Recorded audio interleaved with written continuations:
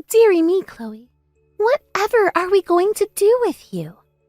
I see you missed another one of our mother's meetings. I thought I made it clear you were definitely to show up this time. Why do you seem totally incapable of listening to a word I say? I'm sorry, Karen, but like I mentioned before, I'm not going to have many chances to attend your mom's meetings from now on. Excuse me? Don't get me wrong.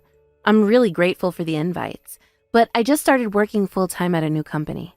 I'm pretty sure I told you all this before, right? Your mom's meetings and tea parties are always held during the week, so there's just no way I'm going to be able to make them. I get that you want me to come and I'm really appreciative of that, but at the end of the day, I have bills to pay, and if I skipped work to spend time with you guys, well, put it this way, I wouldn't have a job for very long. You do get where I'm coming from, right? It's not because I don't want to see you guys. Get a load of this nonsense. Wait, you think you're special because you have a full-time job? Oh, I get it. You think you're better than me and the other moms, don't you? No. Like, seriously, it's not like that at all. Fine, I see how it is. So you're the type of woman who looks down her nose at stay-at-home housewives and temporary agency or part-time workers like me and the girls, are you? Whoa, what the hell? How do you work that one out? No, it's not like that at all. You've got this all wrong. You know what? If that's what you think of me, then I'd rather we just terminated this relationship right here. That goes for the rest of the moms. What did you just say? How dare you? You have no right to do that. Our kids are all going to end up at different schools due to us all living in different school districts when they move up to elementary school. So we probably stop hanging out then anyway. What kind of twisted backflip logic is that? To think I so kindly went out of my way to invite you, and this is how you repay me? With nothing but a bad attitude and disrespect? This is a slap in the face. Who the hell do you think you are? In any case, I have a long business trip coming up, so it'd be literally impossible for me to make it to your get-togethers even if I wanted to. Would you mind leaving me alone from now on? Thanks, Karen. Goodbye.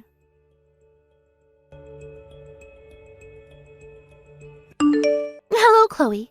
I heard your dad runs a high-end burger restaurant in the posh part of town. Well, I have a suggestion. Let's hold our next mother's meeting at your daddy's restaurant. How does that sound? With this, you can make up for not showing up to our past meetings in one fell swoop. Even if you are nothing but pathetic corporate livestock who spends her days slaving away in a cubicle while thinking she's better than everyone else, me and the other moms can't turn down an offer of free burgers at one of the most luxurious burger joints in all of New York. A stroke of genius, if I do say so myself. As for the reservation at the restaurant, don't worry. I already booked us in. I knew that if I left it to you, you'd probably try to pull some pathetic stunt to get out of it.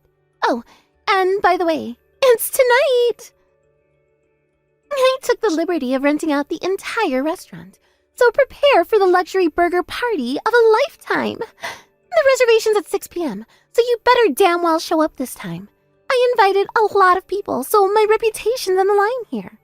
That's right, you're going to be there at 6 p.m. pronto, ready to entertain me and the other moms as the daughter of the restaurant owner. Naturally, you'll be paying for everything.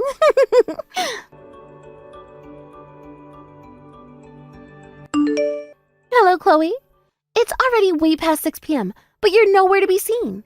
You can't seriously be telling me you're not coming to this one either. God damn it, Chloe! I went out of my way to make sure this party was held at a time you could definitely make. You can't use work as an excuse to get out of it this time. Not only that, but I even booked the party at your dad's restaurant so you'd have no trouble finding the place. And you still have the nerve not to show up? Chloe, you've taken this friendship group for granted one too many times. I am livid. You won't get away with this. Is this what you wanted? Even if me and you did stop seeing each other due to living in different school districts, that doesn't mean you'd never see any of the kids from our mother's group again. Some of the girls' kids would still be in your children's classes. You do understand what I'm saying here, don't you? If you do, I suggest you get your ass to this restaurant pronto. But even if you don't, me and the girls fully intend to order every single burger on the menu, and all on your dime. You do know how much I love getting my lips around a thick, succulent piece of meat, right? That's a joke there. All right, let the burger party commence. Chloe, where are you? Why are you still not here? Me and the other moms rented out your dad's high-end burger restaurant all to ourselves, and the 50 of us are currently in the midst of a party of a lifetime. We ordered so many burgers, I think your dad's meat reserves might run out soon. I don't know why the hell you're taking so long, but you need to hurry up and get here before there's nothing left. I mean, really, how rude to think the host would stand up her guest like this. Your hospitality could seriously use some work. Another round of burgers just arrived.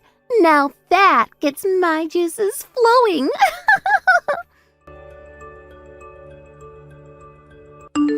Chloe? You didn't end up coming at all in the end. I'm so disappointed in you. What's worse, you didn't even reply to a single one of my messages. Tell me, dear, who exactly do you think you are? And what do you think gives you the right to behave so despicably? Oh well, what do I care? This is your dad's restaurant. And just as we agreed at the start, I'm going to tell them you'll be the one footing the bill. All right, I think I'll treat myself to the single most expensive burger on the menu, followed by 3 luxurious desserts to finish up. Toodaloo.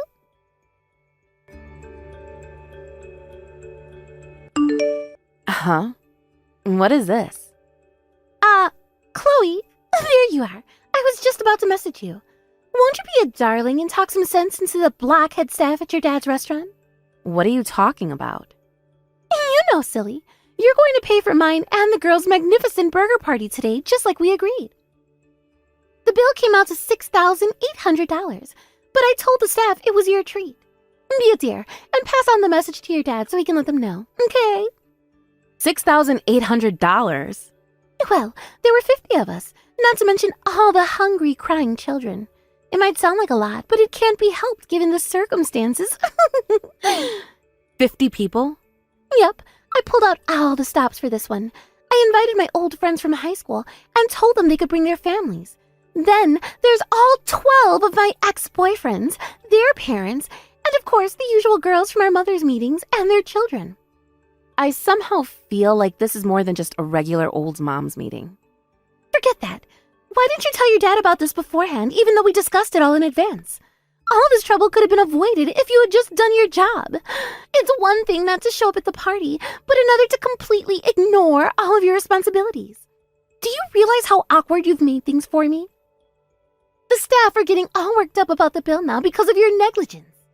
I told them several times that the owner's daughter would be covering the bill, but they're insisting the owner only has a son. Can you hold on a minute, please? I need to read through all the messages you sent.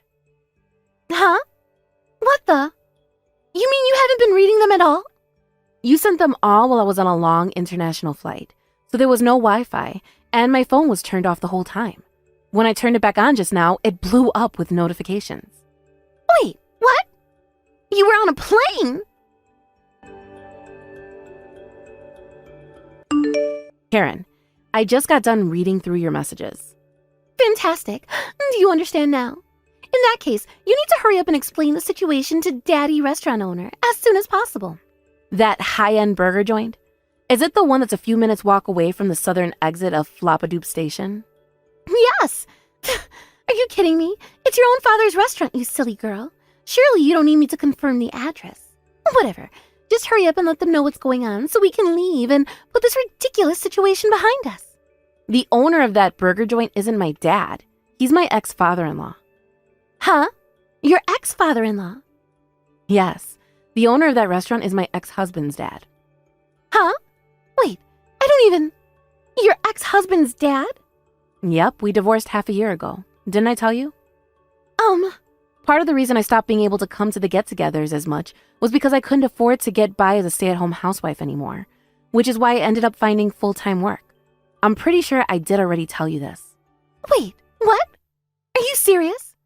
You told me that? Whatever, none of this matters.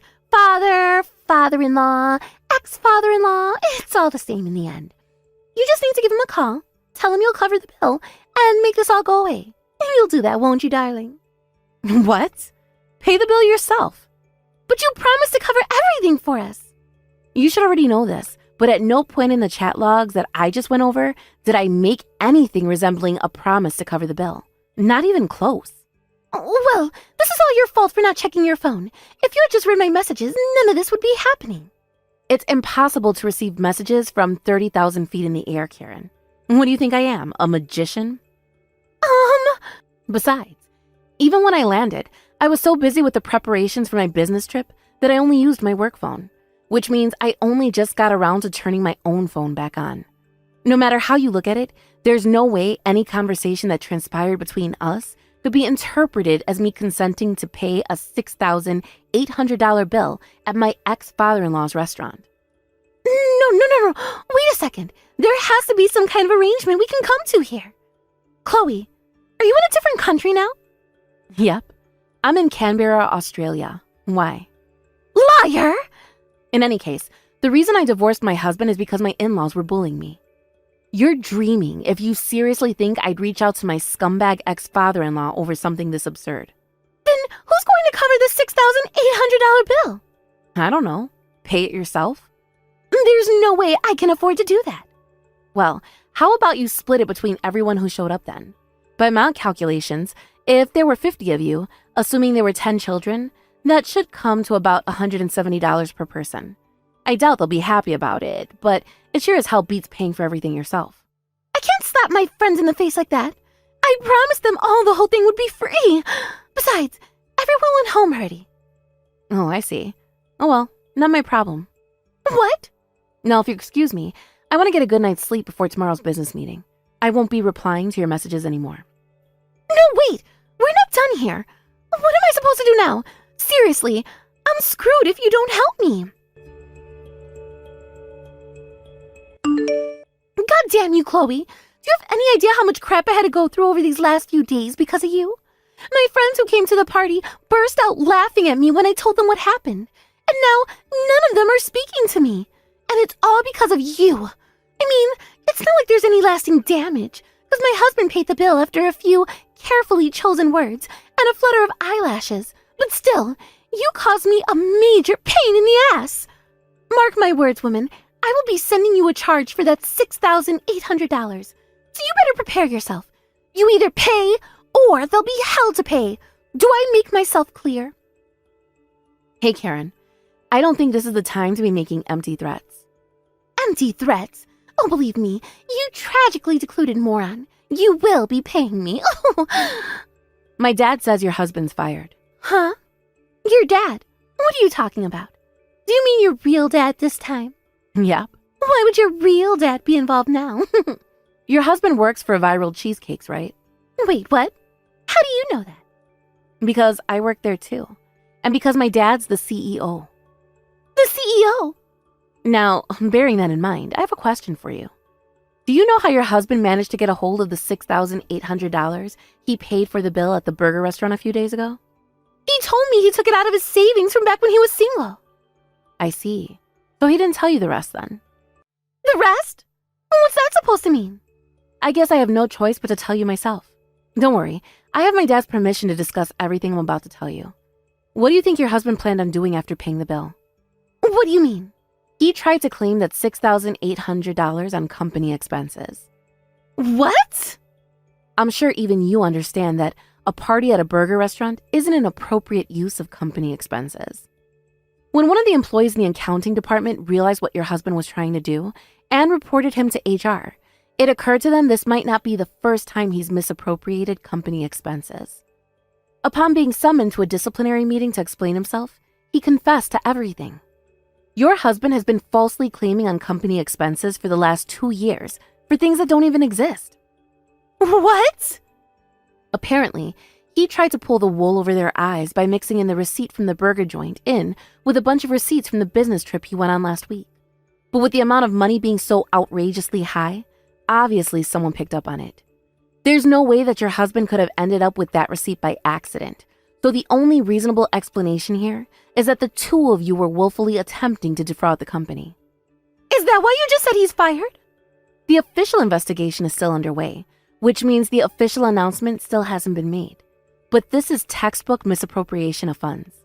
It's written as clear as day in the terms of employment on the contract he signed when he started working for us that doing so would make him liable for instant dismissal. So it's safe to say he's pretty much guaranteed to get fired when the investigation's over.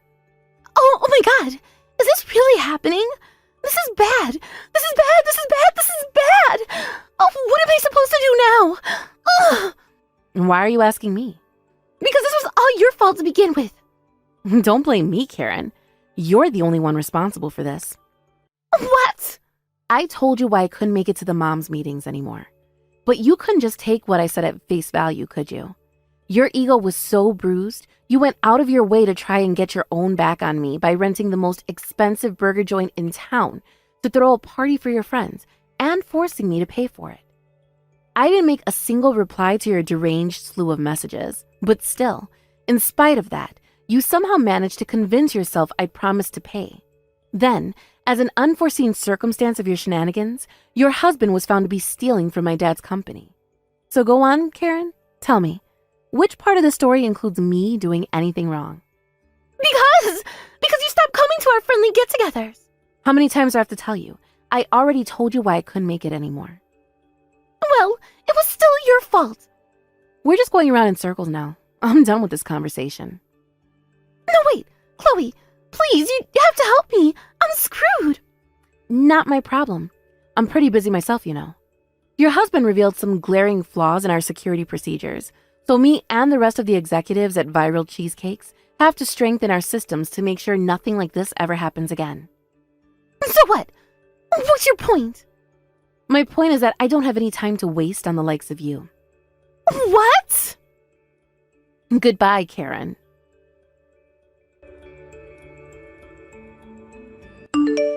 After that, when we finished assembling the evidence dossier providing beyond doubt Karen's husband's misappropriation of funds, we sent him a bill for the entire sum he'd stolen. Luckily for him, he dodged prison when his parents jumped in to save his ass by covering the initial payment before forcing him to work 14-hour per-day shifts at a friend's company in order to pay them back. Before long, he divorced Karen and cut all ties with her. As for their kids, they were temporarily taken in by some relatives, but I heard they'll both be getting put up for adoption soon. And that's the story of how Karen ended up all on her own.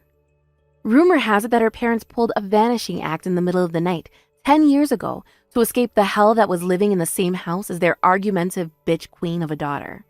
Which means that, in the absence of a family home to go to, Karen's still living in the same city. Somehow or other, despite having hardly any money to her name, she managed to find herself a rundown apartment in a part of town with all the hookers and crack dens. Hilariously, even her neighbors there don't trust her, and her existence as a social pariah continues. At least she has the cockroaches investing her new apartment to keep her company. Occasionally, an old friend who lives nearby sends me reports of an emaciated, worn-out-looking Karen aimlessly wandering around town with a bottle of whiskey while sobbing uncontrollably.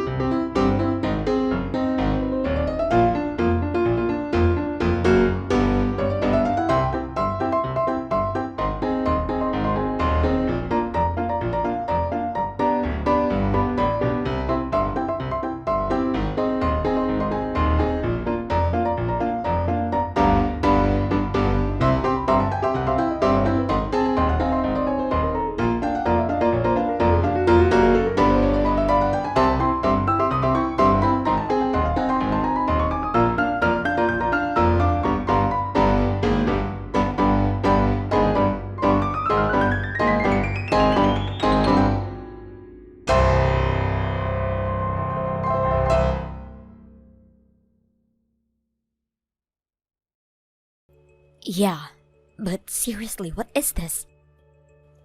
What do you mean? It's a wedding invitation, dummy. Who is this guy you're getting married to? I've never seen this name before in my life.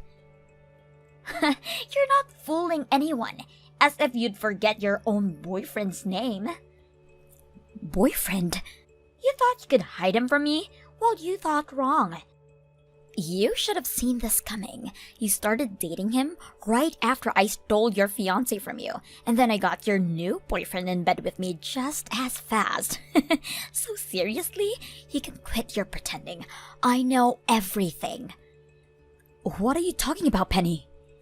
What? Did you actually think I was gonna marry your ex-fiancé? A complete loser like him? Give me a break. I tossed him to the curb the day after I told you about our relationship. The next day? Well, yeah. It's not like I was seeing him because I liked him or anything. I only used him to get at you. And after I broke your heart, I had no more use for him. You're really something else, Penny. You slept with a guy just to hurt me? Unreal. Yeah, but this time, you actually landed a pretty decent boyfriend. So there's no way I'm letting this one slip away. We're getting married. Hold on, I need to get a dictionary and see if there's a stronger word to describe you than immoral, soulless, or vile blood-sucking succubus. Aw, you're really hurt that I'm gonna be enjoying marital bliss while you're nursing your emotional wounds. Anyway, make sure you come, okay?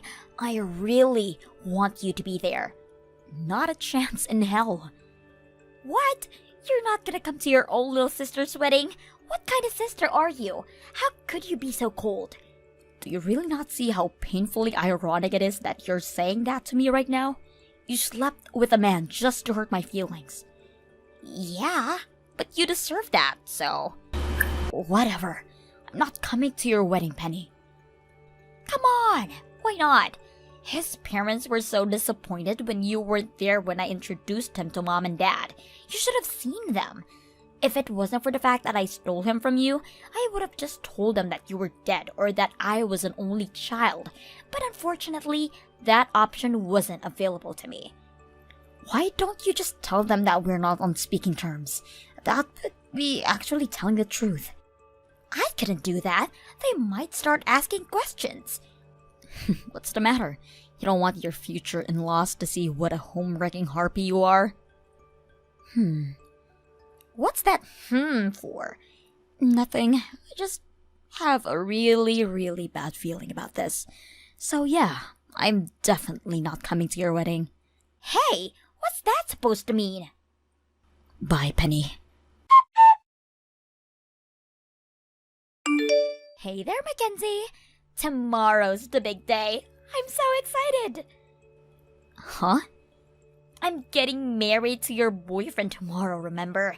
The fact that I'm crushing your happiness just makes this day even happier for me. Oh, it's tomorrow? Wow, I had completely forgotten about it. Yeah, right. You're such a bad liar. I know you're gonna be crying yourself to sleep tonight. This is now the second man I stolen from you, and this time, I'm actually getting married to him. This is the best. I think I might cry laughing. But man, that boyfriend of yours is a real catch, Mackenzie. He's filthy rich. He makes 300 grand a year. Thanks so much for finding him for me. If not for you, we might never have gotten married. I can't wait until we get into our sweet room at the luxurious hotel where we're staying our first night as man and wife. Just him, me, and a do not disturb sign. For the record, my boyfriend is currently sitting next to me watching TV. Huh? And also for the record, he's not my boyfriend. He's my husband. What? Husband?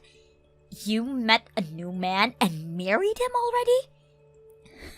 No, you moron.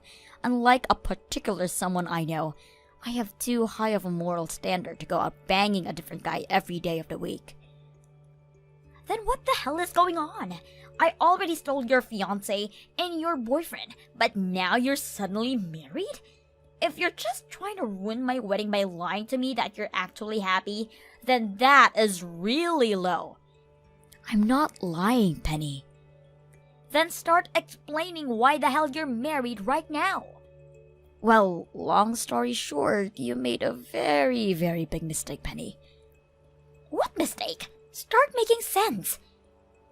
Actually, to be more accurate, you've made two very, very big mistakes. You're still not making any sense. The truth is, you have never stolen any man from me, not even one. I got married to my fiancé, the man you tried to steal from me. You're lying. I slept with your fiancé and dumped him afterward. I had met him before. I know what he looks like. There's no way I would make a mistake like that. I knew exactly who I was going for. Yeah, the guy you slept with, he's actually my boyfriend's older brother. His brother? Yep, and he's now officially my brother-in-law. He came by the house while we were visiting my in-laws the other day and said something about having a fling with some woman who was coming on crazy strong to him. But ever since then... I don't ever slow up, no I don't take shit. I got no love for the fakeness. If you wanna play tough and wanna hate this, I'll always show up. I don't ever slow up, no I don't take shit. I got no love for the fakeness. If you wanna play tough and wanna hate this, I'll always show up and make a statement. I don't ever slow up, no I don't take shit. I got no love for the fakeness. If you wanna play tough and wanna hate this, I'll always show up and make a statement. Everything I do so instinctive and so passionate. Every word I move so descriptive like an adjective. I got a vendetta against people who patented being negative when you should be getting after it. I got facts over tracks, this and that. Spitting slow, spitting fast. I could roast, I could gas. Think I'm okay at last, but I don't know if that can erase all the past. And the pettiness, a reflection of the emptiness. Hilarious, you think you're worth my time, you're delirious. Mysterious, because you hide behind a fake exterior. Inferior, you know I'll always be a bit superior. Get off of me, this ain't no humble brag. I want you to hear words, you can say them back. I want you to feel free from the chains at last, and to believe in what you got, it was built to last, yeah. Now that I've been put through hell, I never got anyone's help. I had to do it all myself. I don't ever slow up, no I don't take shit. I got no love for the fakeness. If you wanna play tough and wanna hate this, I'll always show up and make a statement. I don't ever slow up, no I don't take shit. I got no love for the fakeness. If you wanna play tough and wanna hate this, I'll always show up and make a statement. Gonna learn the consequence of being incompetent. Mental health is confidence, dreams and some honestness. I'm not here to save the day, that's for you to take away. I could play a million mind games, but instead I say something not illogical, something that is topical. Rub it on and watch it go, make yourself unstoppable. Dreams are irresponsible, but they're always possible. If you just believe, you could be so remarkable. Thoughts in my head, a collage and they spread. I'll be great one day, going off of my meds. No I'm not giving up, no I'm not giving in. I will make it to the top, taking off in the wind. I gotta make it, I'm saving every day to taste it. I'm patient, but my mind, it can hardly take it. I'm chasing a dream that I've had for several ages. A vacant, modern kingdom for the taking. Now that I've been put through hell, I never got anyone's help. I had to do it all myself.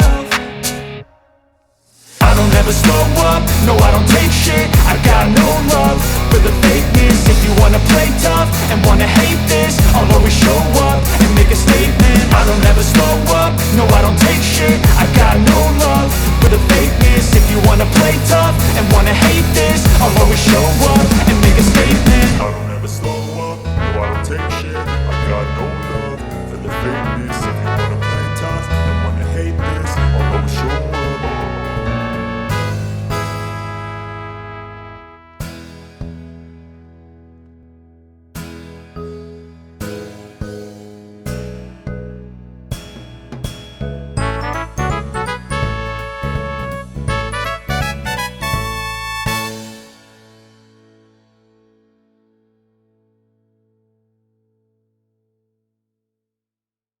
Fiancé, what's going on? Knowing you, you're probably sending his message to me in the middle of his breakup speech without waiting for him to finish, right? How did you know? In any case, trust me, whatever reason your fiancé has for breaking up with you, I had nothing to do with it. If you would like to discuss this issue further with me, please finish your current conversation first, then try messaging me again, okay? Mackenzie, I need help. Can you lend me $80,000? What? $80,000? I'm just doing desk work at a small company. I don't have that kind of money. But you're the only one who can help me. Let me take a stab in the dark. Does this have something to do with your breakup from yesterday? My fiancé.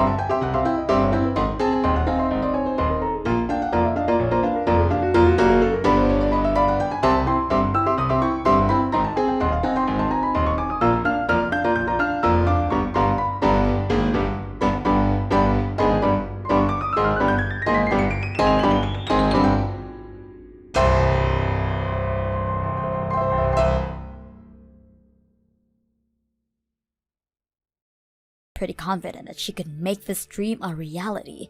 And since she was so sure that she would be living the pampered life at home all day of her husband's money, she never really felt any need to desire work. And, well, you can see how far that got her. I guess the bill has finally come due for her reckless behavior up until now. Having earned the ire of our parents, who had treated her like their precious little angel all her life, she was now left with only one option: to deal with the massive debt she had incurred. Run away. She started going through all of her old boyfriends and even some guys that she met on social media, staying with each one for a few days at a time. And eventually, she finally worked her way so far down her list that she actually came to my brother-in-law for help. That was a mistake that she soon regretted, because he was not about to take any more nonsense from her. He called the police, who swiftly came to pick her up. She now has a fresh criminal record for stealing a bunch of cash and valuables from her fiancé, so I think she's going to find it pretty difficult to work off her $80,000 debt once she gets out of jail. Not that it's any of my concern anymore. Dad, I'm sorry for texting you while you're at work, but I need your help. There's something going on here at home. Hey, Maggie. It's my lunch break right now, so I can talk for a bit. What do you need help with? What am I supposed to do about this? I can't go inside the house right now. What? I came back home early today because my stomach started to hurt and bother me quite a bit. What? Are you feeling well enough to stay home, though? Do you need to go see the doctor? I was able to see one of the nurses near my office, and she gave me some medicine and said I most likely just have a really upset stomach. So right now it's not as bad, but I'm not feeling well enough to get any more work done today. I see. So you're at the house now, right? Yes, I just got here a few minutes ago, but I wasn't able to go inside the house, so I went down to the park near our house and I'm laying on a bench. What happened at the house that kept you from going inside? That guy was in the house! That guy? Chris? What? Your former stalker? Yes. When I left for work this morning, I forgot to grab the key to the house so that I could let myself back in when I got home. So, since I wasn't able to go through the front door, I walked around to the yard and thought I'd be able to get in through the side entrance by the garage. And that's when I saw him. So he's inside the house right now? Yes. Wait, but isn't today the day that Mom should be home? Did that guy get into the house while she left the house to go shopping or something? This isn't good. I'm going to have to give her a call right now. Dad, wait. Mom was in there too. What? Her and Chris, they were on the couch together. What did you say? I shouldn't really get into all the details for you, right? I'm sure it would upset you further, but, I know what you're trying to say, so don't even feel bad for bringing this up to me. If anything, I'm very thankful that you're telling me the truth about what you all saw in the house. Honestly, I'm sure you're feeling pretty terrible yourself now, and I don't mean what's going on with your stomach. You just had to see your mom with your ex-stalker, so I'm sorry for that, Maggie. I think for the time being, we need you to find a place to get some rest, since your stomach isn't feeling too well. Do you want to go see a doctor about it and wait there? I don't think I need to see one since I've already talked with the nurse about it. Well then, how about you wait for me at that park? Give me a minute now.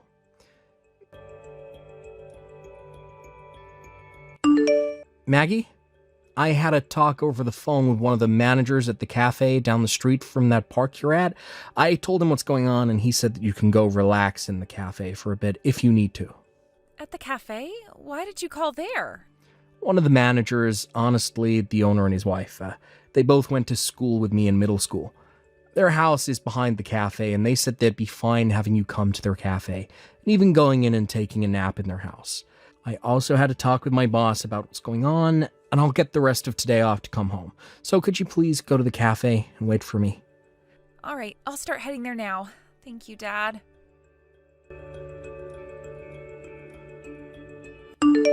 Haven, do you have a second? Oh, hey, Brennan. Aren't you supposed to be working right now? What's going on there?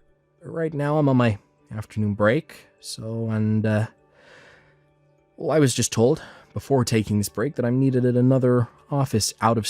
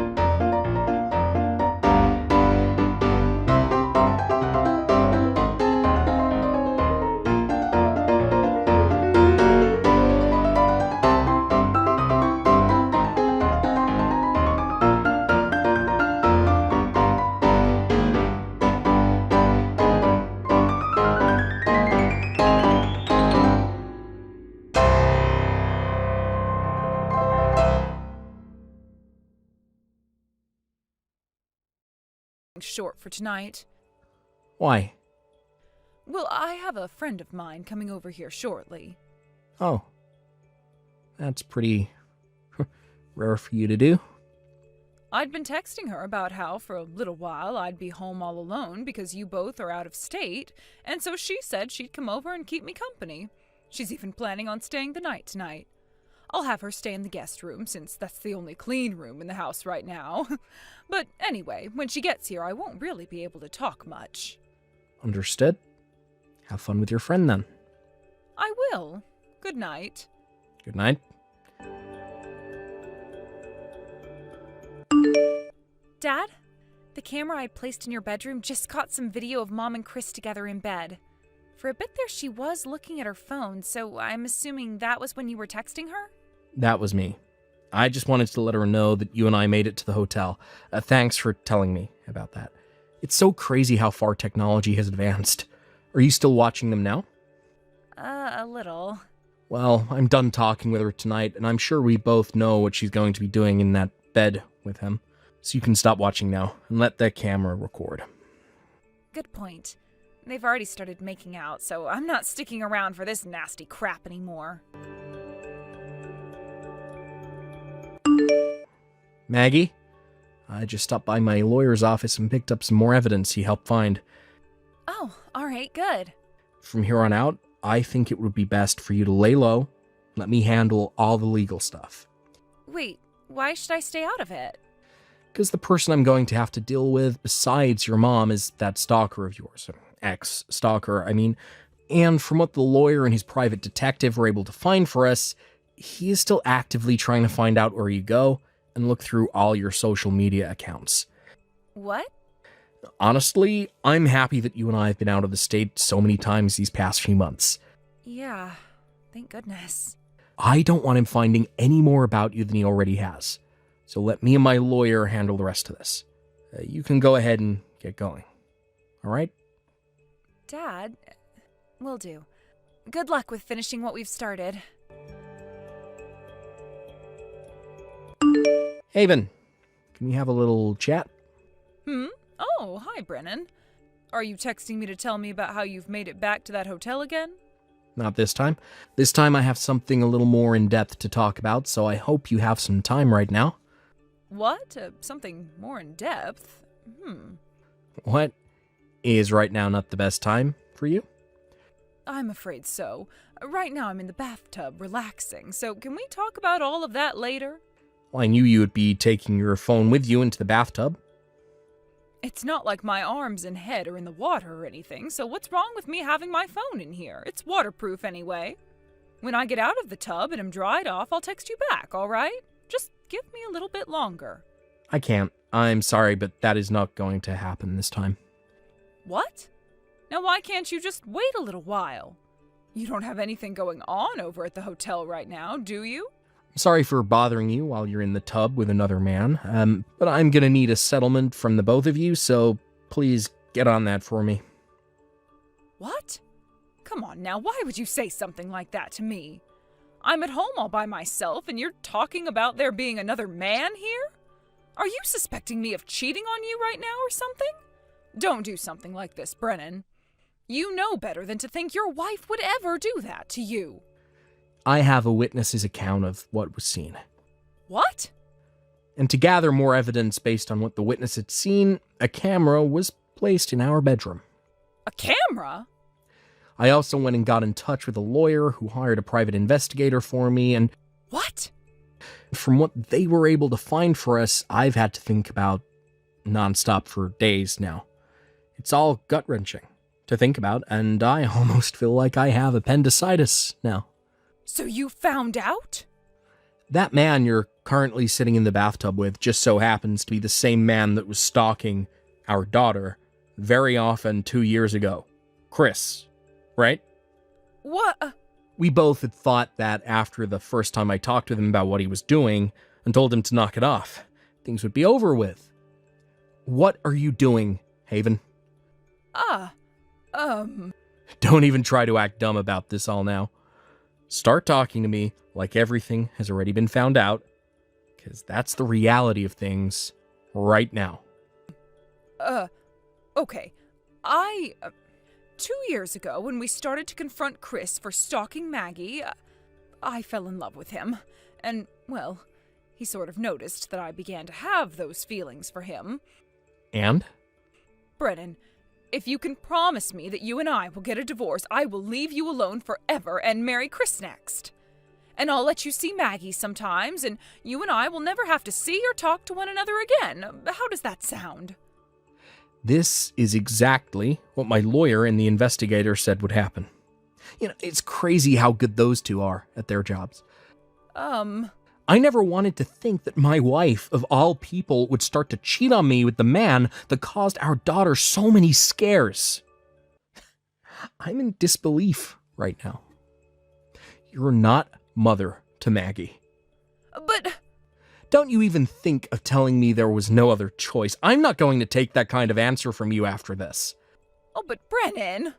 Just like you were asking, you and I will get a divorce. Really? Are you sure? So you're really going to divorce me and let me have Chris? Yes.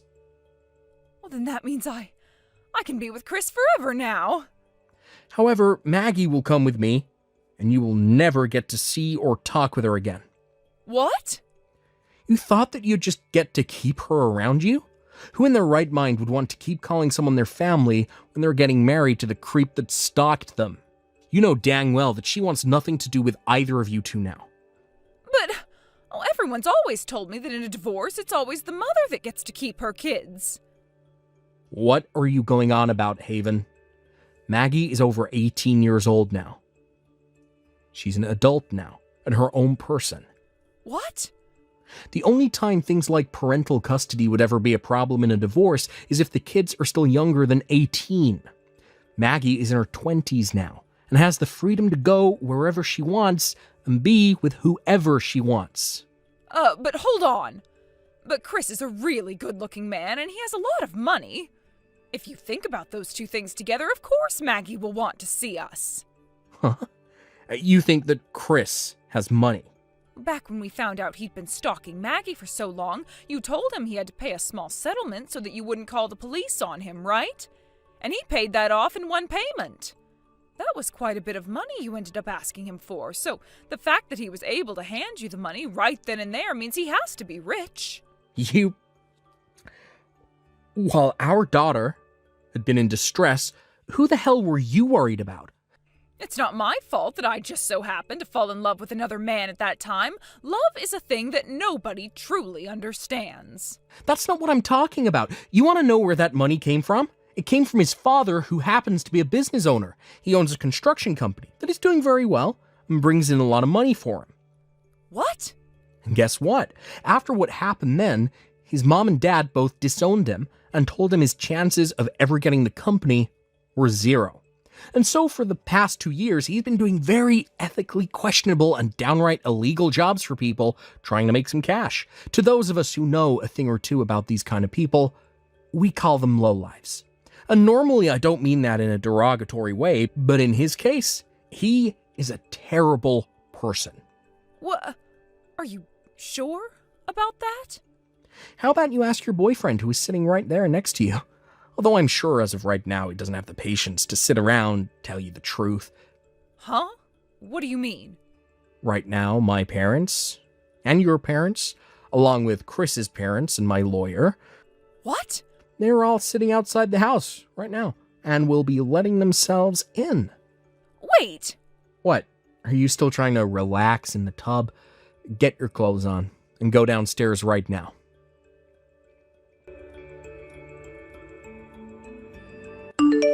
Hey, Brennan. Oh, please let me back into your life. I was thinking that by becoming Chris's wife, I'd become so happy and live a happy life. But right after we got married, I never expected him to change so suddenly. He's scaring me, Brennan. I finally found a chance to text you without him being around me. Oh, please help me.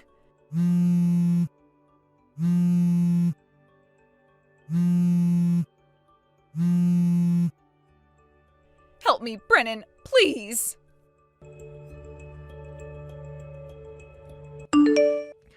After my parents and everyone else entered the house, They were all about to get my wife and Chris downstairs and sat them both down. None of them even said a word after sitting them down at the couch. They only gave them very disappointed stares that dug right into their souls. I eventually arrived there soon after everyone else, and we started talking about what had happened and what was going to happen involving those two. And thank goodness I didn't let my daughter come home, because a lot of the things they said about everything was terrible. A few days later, I was able to confirm that money came from both of them to pay the settlement I had asked for, then proceeded to go to the courthouse with my lawyer and divorce her. But even after that, those two somehow still went and got married. And after that, I even got to find out just how scary of a man Chris really is. He never lets her out of his sight, and he's watching her on all platforms to make sure she's not up to anything. She also got to find out about his line of work, or lack thereof, which I had told her a little while back was illegal in many ways. Let's just say that if he really wanted to, he could probably make some good money off of my ex-wife's body if he needed to. Well, I'm long gone from that whole situation now, so I don't care what happens between those two, because none of us really understand love anyway, right? As for my daughter and I, we both made sure that after all the trouble of dealing with Haven, we got right back to work and finished the project at hand. After that project we had both been working on turned out to be a major success, her company ended up merging with mine and she was promoted. And with the promotion, though, she was asked to stay at the office we had visited so much, and so she moved out of state. I stayed sort of close to home, and since I got a small promotion myself, I am now the manager of the projects department that works right alongside my daughter. Every so often I'll go out to see her for work, and so when I do, I stay over at her house instead of getting a hotel room from the company. Thank you for watching and listening. We hope you enjoyed the video. Don't forget to like this video and subscribe. Also, feel free to leave a comment about what you thought of the story. We look forward to seeing you at the next story. Liam, tonight I won't be coming back there, so take care of the place. What? Again with this, Maren? Just this month now, you've gone out and stayed out for the night how many times now? Aren't things starting to become a bit too frequent now? Oh? Are you trying to put a limit on my life now? You're going to put a leash on me, the one that chose you out of all the men I could have married? All the men you could have married? I didn't mean that in some crazy way, okay? I meant that back before I started to date you, I'd been asked out by all sorts of men, but turned them all down besides you. And I know why the reason for all that is. You're very pretty, and you have the body of a model. Back after college, when you came up to me and told me how much you liked me, I was so happy and thought that day would never come. And soon after that, you and I got married and everything. So if you're still happy to be with me, then no more complaints about the way I'm living my life. As for tonight, I'll be staying at my friend's place. Good night. Carly, it's been a little while since I've last spoken with you. Do you have any guesses as to where I am right now? I happen to be at a hotel with your husband Josh. And of course, this isn't your average hotel either. He and I are here with the intent of getting it on tonight, so we've made sure it's the kind of hotel that honeymooners would come to. Josh and I. For some reason, he and I are just meant for one another. And if this hasn't already been obvious to you as well, your husband Josh is a whole lot more handsome than your little brother. He also brings in way more money. 3 months ago, when I got married to Liam, I had just started to find out who his older sister was married to, and I regretted the fact that I got married too quickly. But, well, in the end, Josh has told me that compared to his plain and fat wife, I am a whole lot prettier and fitter than you. And that's why I'll be taking Josh from you for the time being. Please and thank you. Now, I have to get back to pleasing my good-looking man. I hope you won't mind this too much. Liam, do you have a second to talk? Hi, Carly. Sure. What's going on? Liam, have you even noticed that your wife is cheating on you right now? Huh? What's all this about now? Her and I have only been together with one another as husband and wife for the past 3 months. Don't start saying things that'll get me all paranoid, please. The reason why I'm telling you this now is because if I don't, things will only hurt worse for you when you find out yourself. Wait, but all of this is coming out of left field and makes absolutely no sense. I understand that I'm being very blunt about this right now. And both you and I haven't really been very close to each other for a while, so please forgive me for this. Well, I don't really care that you're being blunt or anything. But anyway, what's going on here? Just last night, I got some texts from Marin telling me all about how she took my husband to a hotel. Took him to a hotel? And she texted you about that? She was going on and on about how she took Josh and had him at a hotel with her where they were making love. Hey, that Marin chick. Does she still think that you and I are completely avoiding one another still, and that's why she did that to me? That might be the case. And recently Marin has been going out quite a lot. And when she does, she'll stay the night wherever she's gone out to. Ever since Mum and Dad got divorced a little while back, she's been going out a lot and not coming back home until the morning. And I think she's doing that because she assumes I'm still thinking about the divorce. I see. So that's how she got away with all of this, and you weren't able to figure out what she was really up to. All those texts that she sent you, do you think you could show them to me? Sure, I was planning to do that from the start. I know that this is all very sudden for you, but could you come and see me later today or tomorrow? I can send you the screenshots of all the messages she sent me, but also want to meet in person to talk about what we're going to do about all of this. Alright. How about we get a table at some restaurant, have a conversation there? Try somewhere out of town so nobody that we might know hears us talking. Good point. I think we should go ahead and do that.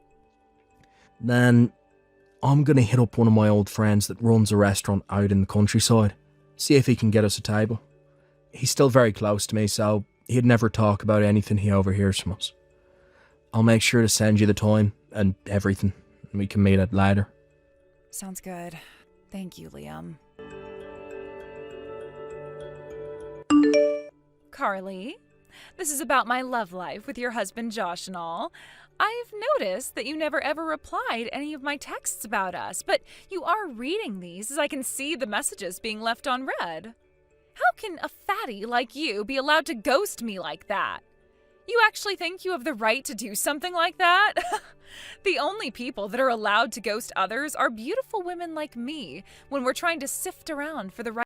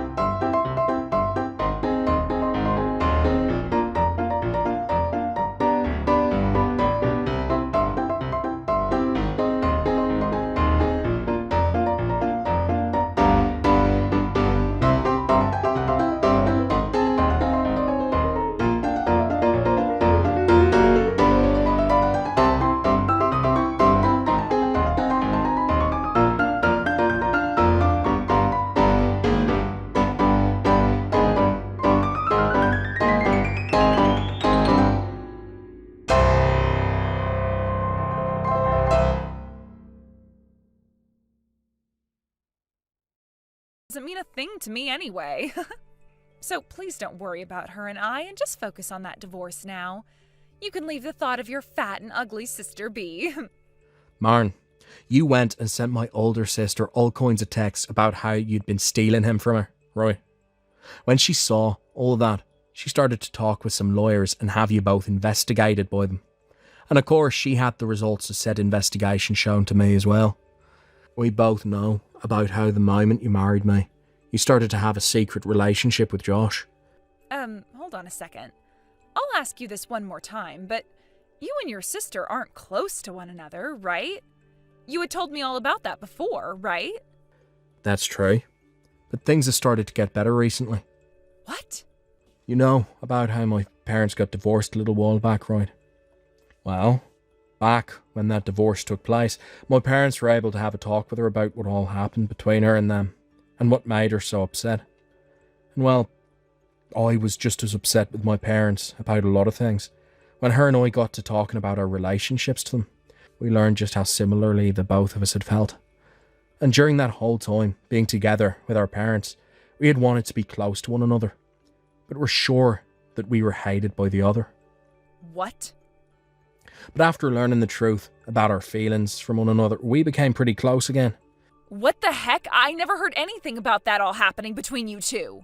I was going to tell you all about this. I was going to send you a text about it all, but I thought things would sound weird over text, so I've been waiting for the chance to tell you in person. But you're always out of the house and never coming home at night. There was never any time to tell you anything in person, so I was kind of stuck thinking about what I should do. Then I got a text from my sister saying that you had been sending her texts about how you were having an affair with Josh. Wait, what the heck is going on here? I thought that the two of you still hated one another's guts or something, so I could act all high and mighty around your sister and you'd never give a crap about her. I didn't think that you'd ever be told anything by her either, since you were both at odds, and that's why I wanted to have some fun with his whole situation. Why the hell at a time like this did you both decide to make up to become close again? It's not like her and I chose this specific time to become close to one another again. Things just happen this way, and that's what led up to how things will end up now. Ugh, Jesus, I'm pissed off now. Well then, let me tell your cheating butt all the good news. What? Carly has told me she doesn't need her husband anymore. Huh? She doesn't need him. You think she'd still want to be with a man that's gone and stabbed her in the back like that? It sounds like she's already gone and handed in the divorce papers that Josh gave to her a couple of days ago. Wait, so they're both divorced now? Now let me be honest here. I don't care how pretty of a woman you really are. If you're going to cheat on me with my own sister's husband, there is no room open in my heart for you, so we can get a divorce. I see. Of course, both my sister and I will be getting settlements from the both of you for having cheated on us. For some reason I'm not all too happy with this outcome, and am really not looking forward to those settlements. But if I'm going to be able to marry Josh now, then I guess he'll be able to pay off all those settlements for me. Well, I suppose one could say that this kind of an ending is alright. Then let's conclude things with that. And luckily, Josh is next in line for becoming a CEO. What? Liam, I know that you've been working a long time for that company and make decent money. But you're never going to end up like Josh, who will soon become a CEO, right? I'll leave you with this. When it comes to all of you office workers out there in the world, the only way you're going to make it big is by forcing yourself to become better and gain more skills. And for me, I only want to be with men like Josh who have done that and are now going to become higher up in their company. Not really sure what you're going on about there. But from what I've heard from Carly, that seat that Josh had saved for him is gone now. Huh? He went and did a lot of really idiotic things there, and now his new seat is that of being fired. Fired? What the hell did he do? From what I heard from my sister, he would use company money when he'd go out to have affairs with different women, including yourself. He would use the money on things like hotels and room service, as well as those high-end cars he'd always be driving in to go pick up his woman. And well, the company caught on to all that, and when they learned it was the man they had wanted to be the next CEO doing all of it, well, you get the picture. The current CEO was not happy about what he heard, and neither would the rest of the company, as many of them really liked Josh and were looking forward to him being in charge of the company next. No way. Then that means the hotels we stayed in and the room service we got and that car of his, all of that was paid for using the company's money and weren't all from his own income? That's what it sounds like. No way that's all true. Now back to what we've been talking about. I'm talking with my lawyer about all this. And I'm going to leave the divorce in his hands from here on out. Huh? He'll be coming to speak with you about the divorce soon. If you have anything else you'd like to say about things, then please let him know about it before asking to talk with me. Liam, I'll go ahead and break things off with Josh, all right? So let's forget about this whole divorce thing, all right? No. What? Goodbye forever, Maren.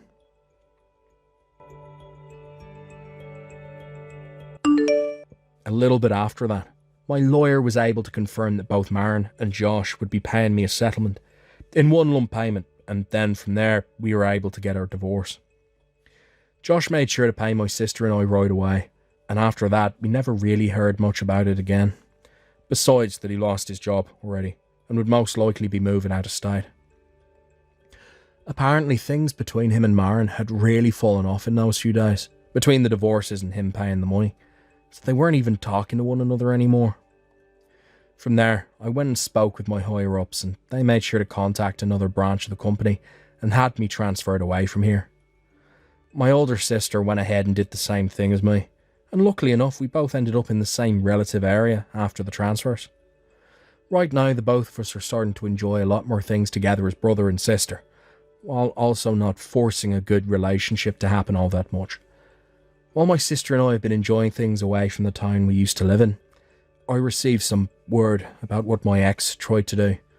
After paying off the settlement, she ended up in a lot of debt and grew upset because of that. So she made an attempt to find me at my old house where she could try and get back together with me again. But what she didn't know is that I already went and sold that house and moved away. So after banging on the door screaming to get back together with me, the door opened to 3 men who grabbed her and brought her inside the house. Since then, there's not been any word about her whereabouts. I'm not sure if anyone will be able to find her again. Honestly, I think it's best nobody knows about where she went. Most of us don't care anyway. Thank you for watching and listening. We hope you enjoyed the video. Don't forget to like this video and subscribe. Also feel free to leave a comment about what you thought of the story. We look forward to seeing you at the next story. Thank you for watching. Please subscribe and hit the like button. See you next time.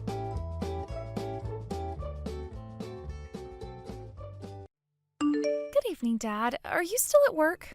Oh, Jacqueline? It's rare for you to call me out of the blue like this. Is something wrong? It's something important, and I think it's going to take a while to explain.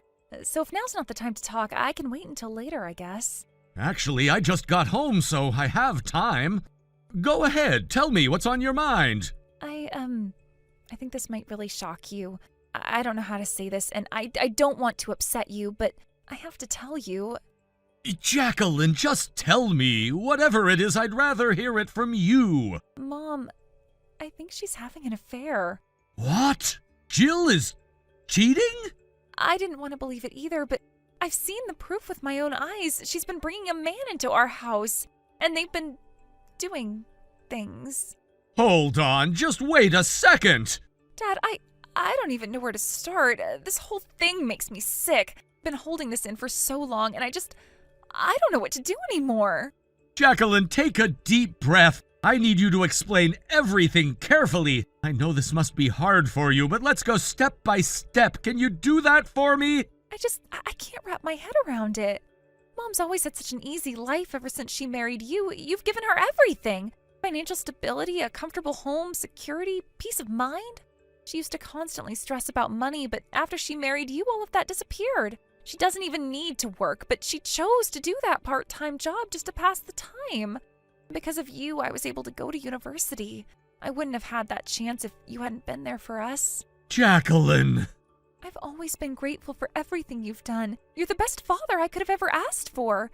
You took care of both of us. You made sure we never had to struggle.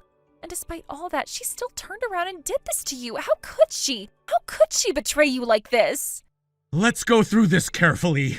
I know you're upset. I am too, but I need to understand exactly what's happening.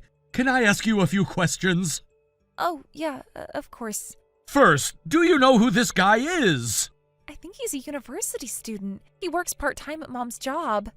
A student? Wait, you don't mean he's younger than you? Yeah, he's definitely younger than me. I don't know what his full name is, but Mom calls him Curtis. Curtis? That could be a first name or a last name. Mom usually calls people by their first names when she's close to them. Right, that does sound like her. So it's probably his first name. Jacqueline, did you actually see them together? Like something undeniable? Yes. I came home earlier than usual one day and I saw her walking him to the door. And then they kissed. It wasn't just a peck on the cheek or anything. It was a real kiss, like lovers. And it wasn't just one. I've seen it happen multiple times now. Every time it's the same. She sees him out, they kiss, and he leaves. She's being reckless. I think she's doing it on purpose, timing it so he leaves right before I usually get home. She probably thinks it's safe because she assumes I'm still on my commute. Wait, explain that. So last month, my company changed its working hours slightly. Because of that, my train transfers are smoother now, and I get home about 20 minutes earlier than before. But I forgot to mention it to Mom. So that's how you ended up catching her. Yeah.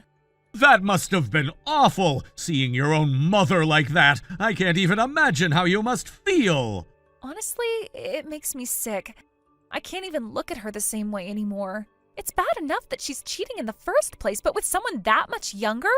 He's practically a kid. It's disgusting. Jacqueline, I need to ask you something. Do you feel safe in that house? What? Do you feel okay living there? Because if not, you don't have to. If you want, I can help you move into your own apartment. But... Don't worry about the money. This is an emergency. If you need financial support, I'll cover it. I don't want you living in an environment that makes you feel like this. You shouldn't have to come home every day to something that makes you sick. I don't know. Jacqueline, I want you to think about yourself first. You've already been through enough. I never thought this would happen. I know. That's why I don't want you to force yourself to stay in that house if it's making you miserable. I'll help you find a place. I'll even cover your first few months' rent if you need me to. Okay, I think I'll take you up on that. Good. And Jacqueline, if you need anything, just let me know. You don't have to handle this alone. Thanks, Dad. Now about Jill. I need to figure out how to deal with this. Actually, I was thinking of investigating myself. What? But... It's okay. Talking to you has helped me calm down a bit. And to be honest, I know Mom's daily routine better than anyone. If I move out, she'll think she has total freedom. She'll get careless. She'll invite Curtis over more often, thinking no one's watching. That's actually a good point. That might be the perfect opportunity to gather more proof. But Jacqueline, listen to me. If it gets to be too much, promise me you'll stop and let me take over. I will. I promise.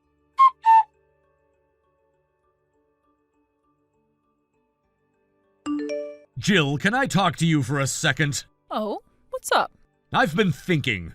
I was wondering what you're doing right now, just now, at this moment.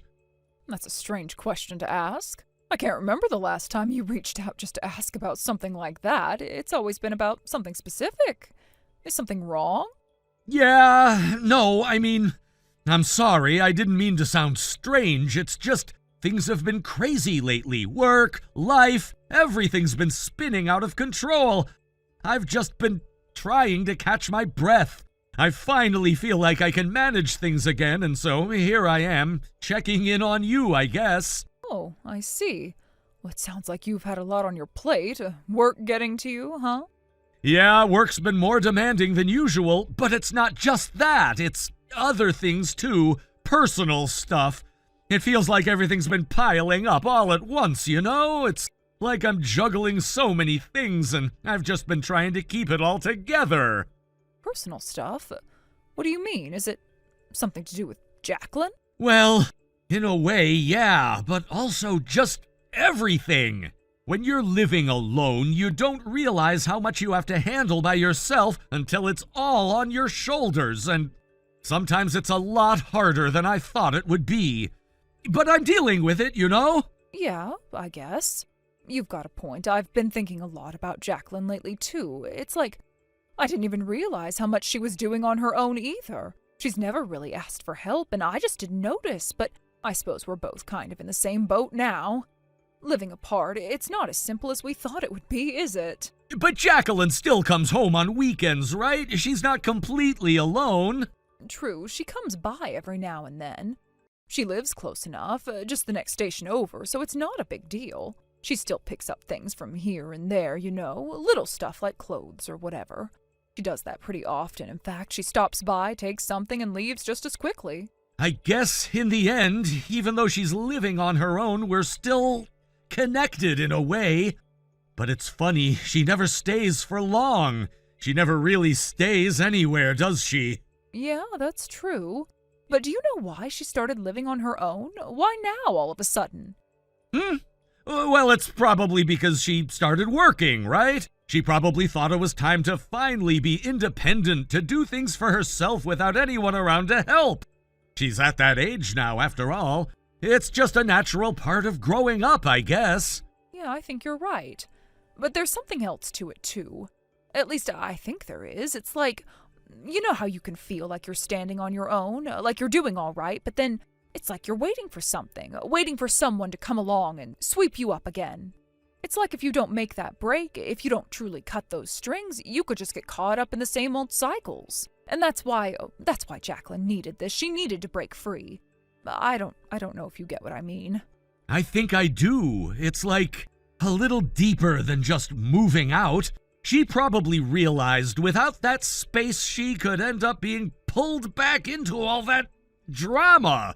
Being dragged around, it's like maybe she needed to see where she really stood by herself. I think that's why I feel like she's been keeping her distance lately. Not just physically, but emotionally too, you know?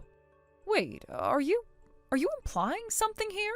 Because it sounds like you're saying there's more to it than just moving out. Oh, don't worry. I wasn't trying to make it sound that way.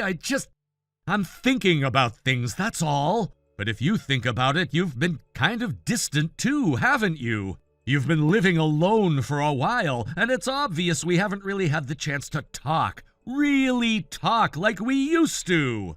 It's like we're drifting apart. Do you feel it? Wait, you're reading too much into this, a little too much. I'm just trying to keep things together, that's all. You know how it is. It's just that things pile up sometimes, and I have to deal with them. But yeah, you're right. We haven't been talking much, and I guess I miss how things used to be too. It's not like I wanted things to change, but they have. But hold on, you just said something earlier. You're telling me you're living alone, but it doesn't always feel like that, does it? There's more to it, isn't there? What do you mean? Come on, you know what I mean. There's someone else, isn't there? What? No! Jacqueline moved out. I'm living alone, I swear. If only you'd come back to me, things would be different. It would be just the two of us, like before, but I know that's not going to happen now, at least not anytime soon. And you don't seem to want it, do you? You're wrong. Don't act like you don't know. It's not like you're unaware of the situation. You've been living in your own world, pretending things are fine, but they're not, and you know it. Wait a second. What are you even saying now? What's going on here?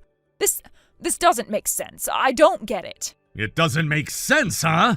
Well, I guess you're not going to get it until you see it for yourself. Look, you've been avoiding the truth this whole time. You're still playing this game like you don't know, but you should have known this whole time, Jill. What are you talking about? Take a good look at this. These photos weren't just taken out of nowhere. You didn't think it was odd that you found them lying around in our bedroom, did you? They came from a hidden camera I placed there. Did you not notice? Wait, what? A hidden camera? Are you serious? I'm serious, Jill. I've already taken down the camera. It's all gone. There's nothing left to find. but you really should have seen it coming. You didn't think you could just sweep this under the rug, did you? What? When did you put that there? How did you get in here without me knowing? I've been here, Jill. I've been right here watching. And you've been lying to me this whole time. You thought I didn't know, but I do. No, this can't be happening. Oh, but it is. You think I don't see it? You think you've been clever, but I know. I've known all along, and now you're stuck with the consequences. So, you still want to deny it? Oh, fine. I get it all right. You want me to admit it, right?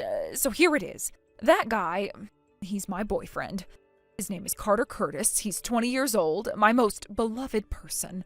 Not some old stinky man like you, okay? He's young and cute, and he's my boyfriend. I see. So, you're just going to accept that, huh? Just like that? Well, if you're willing to admit it, I guess I don't have much choice. But just so we're clear, you don't really think I'm gonna just let you go that easily, do ya? Do you know what you're asking for now? Oh, don't worry about me. I'm sure I can figure it out. We'll get it sorted. After all, I've got money. Jacqueline's working, so I can count on her to help me out. And Jacqueline, she'll be on my side. She's my daughter, after all. She'll help me out with whatever's needed. You think Jacqueline's gonna help you? I think she's already made up her mind. What are you talking about? You see, Jacqueline was the one who exposed you. She's the one who told me about everything. Jacqueline's the reason I know about the affair, Jill. Who? What? The hidden camera? Jacqueline put it there. That's right. Are you serious right now? What are you even talking about? This isn't making sense. Oh, it's perfectly clear. You were so confident, like you thought no one would ever find out. But Jacqueline, she saw it all. She walked in on the two of you. Wait, no, she can't. She wouldn't. I'm her mother. No matter what, she's supposed to stand by me. She's supposed to side with me, not you. You're just some guy who's been hanging around. Jacqueline, she's my daughter, blood, not like you. And that's exactly why she can't forgive you. That's why she's doing this. She saw it all, Jill. Wait, what? What are you saying? You mean Jacqueline already knew about David? Oh, she knows more than you think. Jacqueline knew about your affair with David. You told her the divorce was because of David's infidelity, didn't you? Yeah, but that's the truth, isn't it? What else could I say? It happened. No, Jacqueline knew, and she was hurt. And when I talked to her, she told me what you've been hiding. What? What do you mean? What else have you hidden from her? She learned something else, Jill. She learned about the money you didn't spend on her, the child support you've been keeping from her. Do you know what that does to a child?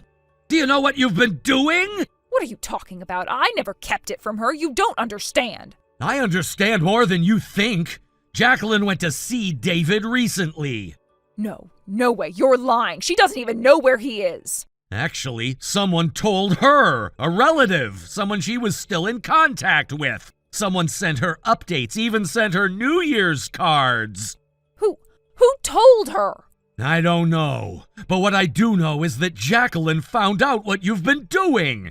She discovered that the money David sent for her, money that was supposed to go to her needs, ended up in your hands. It wasn't used for Jacqueline. It wasn't used for her education or her well-being. What? No, that's not true. I was doing what I had to do for her. I was being a good mother. No, Jill, you weren't being a good mother. Jacqueline had to work day in and day out all through high school because you refused to use that money to support her. She had to struggle. Do you understand that? No. I didn't make her struggle. That was for her education, to make her tougher. It was important. Important? So, what, you thought the best thing for her was to leave her with nothing? To make her suffer just so she could learn a lesson? That's what you did to her, Jill. And now you're getting what you deserve. This is ridiculous. You're not even hearing me right. You can't say all this without understanding that I was trying to teach her something. I was doing what's right. You weren't, and Jacqueline knows it. She found out about everything you've been hiding, and guess what? She's done with you. No, she can't be. She's my daughter. She can't just walk away from me. You pushed her away, and now she wants nothing to do with you. Oh, and the address I gave you, that was temporary. Jacqueline's not even there anymore. What? You're lying. You really don't understand, do you? Do you know who's there now? Carter! Carter's in the apartment right now, isn't he? What are you talking about? You're crazy. I'm by myself. No, you're not. Carter went in there. I've already confirmed it. I've got proof. Me and my lawyer, we've seen it with our own eyes. Wait, what? A lawyer? Yeah, you didn't think I was just sitting back and letting this go, did you? And Carter, you know he's married, right? He has 2 kids with his wife and he's still seeing you. What does that say about you, Jill? No way. You're telling me. You're saying Carter's married too? Oh yeah, I'm not the only one who knows about you two.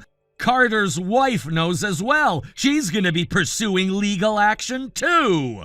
What? You're all against me? No, I can't. I don't have the money for this. I never asked for any of this. Well, you're gonna get it whether you like it or not. You've made your bed, Jill, and now you'll have to lie in it. Wait, you can't just do this. I don't have anything left. It's too late now. You'll have to pay for what you did, and this time you can't hide. We'll talk about the details later.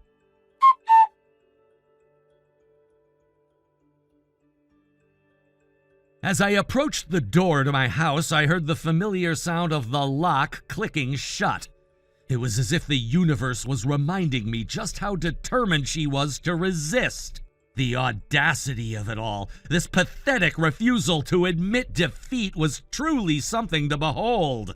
How much longer was she going to keep up this charade? It was clear to me that she was holding on to something she knew was slipping away, but her efforts were becoming increasingly laughable. Of course, the moment I reached for my key, the matter was resolved. I had the key, after all, and there was no obstacle that could stop me from entering my own home.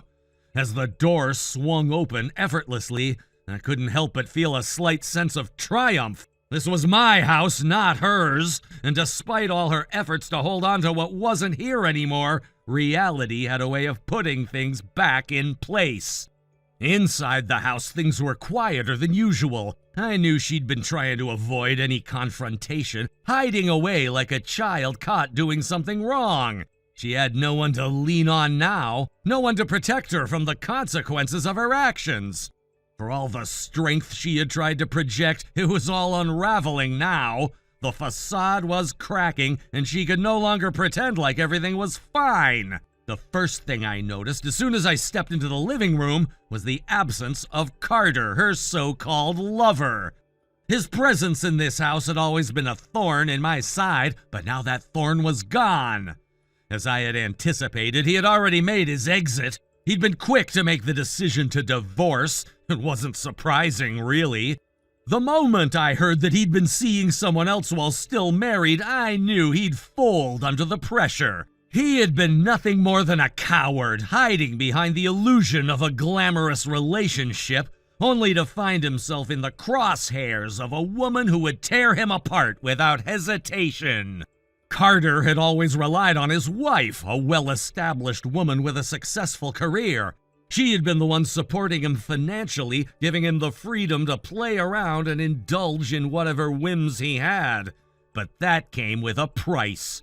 The woman he was involved with, my ex-wife, had been nothing short of a storm. She was relentless, a force of nature that couldn't be ignored. She demanded complete submission, and Carter was no match for her fury. It didn't take long before he was reduced to a trembling wreck, the man who had once tried to play the part of a confident lover, now resembling a scared little puppy, cornered and unsure of what to do.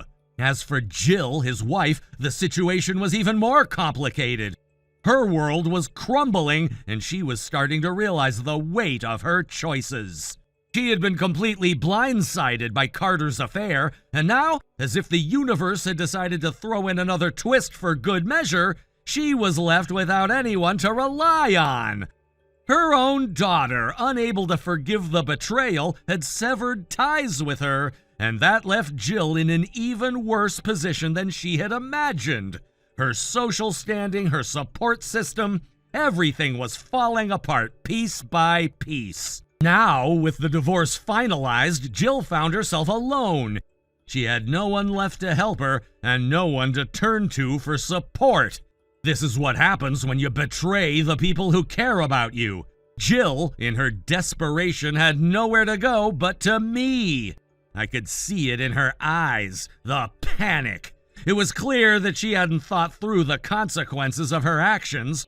She had assumed that she would somehow come out on top, that she'd find a way to get through this mess without any serious repercussions. But that wasn't going to happen. She was about to find out that actions had consequences, and those consequences weren't going to be pretty.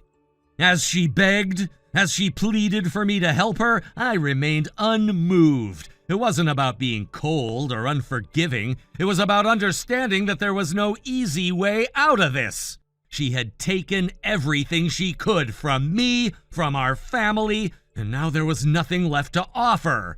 I wasn't going to be her safety net anymore, not after everything that had happened. At this point, the reality was undeniable. Her desperation was clear, but I wasn't the one who was going to save her. She had to face the consequences of her own choices, and no amount of pleading was going to change that. She had wanted to play games, to tear apart everything in her path, and now it was time for her to pay for those games. But even as she tried to push me into a corner, to manipulate me into feeling sympathy for her, I knew that there was no way I was going to give in, not anymore. There was no room for compassion when it came to someone who had hurt me this deeply. The worst part was that she didn't even seem to understand the gravity of what she had done. She thought she could fix everything with a few words, a little bit of emotional manipulation. But this time it wasn't going to work. As for David, he had his own questions for her. He wanted answers. He wanted to know why she had used the money meant for our daughter's education on her own selfish desires. How could she have been so reckless? How could she have spent money that wasn't hers to spend? Money that was meant to secure our child's future? I could see the anger in David's eyes when he confronted her about it. He was just as hurt as I was, and there was no excuse for what she had done. In the face of his accusations, Jill had no choice but to confront the full weight of her actions. She couldn't hide behind her lies anymore. Her response was predictable. She tried to justify her actions as if there was any valid excuse for what she had done.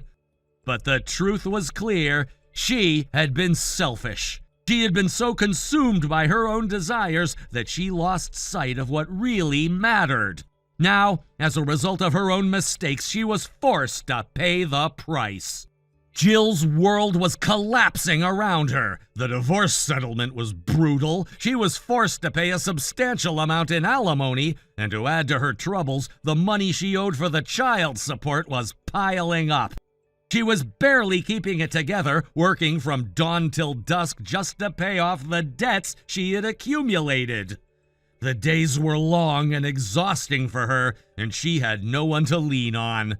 Her former support system had evaporated, and all she had left was the harsh reality of the consequences she had brought upon herself. It's strange, really, seeing someone who once held so much power, so much control, now reduced to this. She had been the one calling the shots, the one who thought she could get away with anything, and now she was the one struggling to keep her head above water, paying off her debts with whatever she could scrape together. It's a harsh reminder that no matter how much power someone thinks they have, it can all come crashing down in an instant. As for me, I'm moving forward. I've got my daughter to think about, and she's my priority. The past is the past, and while it still stings, I know I'm better off without the constant drama and chaos that surrounded Jill. I've learned that sometimes the only way to move forward is to leave the toxic people behind and focus on what truly matters. Thank you for watching and listening. We hope you enjoyed the video. Don't forget to like this video and subscribe. Also, feel free to leave a comment about what you thought of the story. We look forward to seeing you at the next story. Thank you for watching. Please subscribe and hit the like button. See you next time.